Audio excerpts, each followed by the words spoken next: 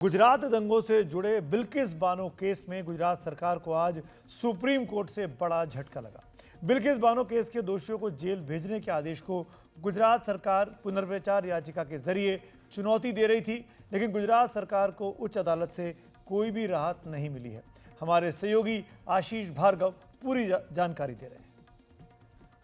गुजरात के बिल्किस बानो केस में गुजरात सरकार को एक बड़ा झटका लगा है और सुप्रीम कोर्ट ने बिल्किस बानो को 11 दोषियों को जो समय से पहले रिहा कर दिया था, उनको वापस जेल भेजने के फैसले में कोई भी बदलाव करने से या फिर पुनर्विचार करने से इनकार कर दिया है।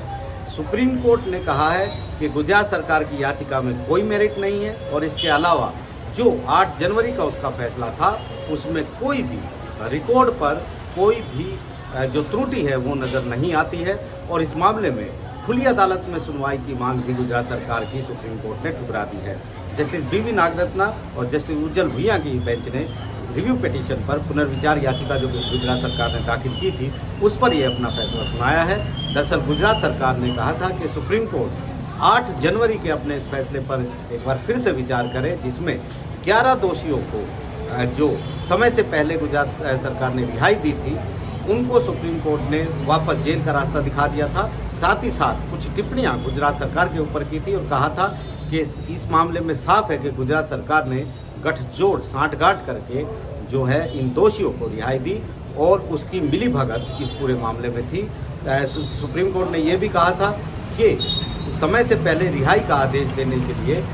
गुजरात सरकार नहीं बल्कि महाराष्ट्र सरकार जो है वो सक्षम प्राधिकरण था। गुजरात सरकार ने गलत तरीके से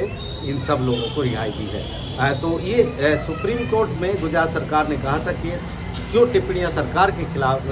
की गई हैं वो उचित नहीं है और इससे पूर्वाग्रह उनके ऊपर होता है, इसलिए सुप्रीम कोर्ट इन जो टिप्पणियों को वापस ले, इन टिप्पणियों को इस आदेश में से हटा दे। लेकिन सुप्रीम कोर्ट ने अब इससे भी इनकार कर दिया है।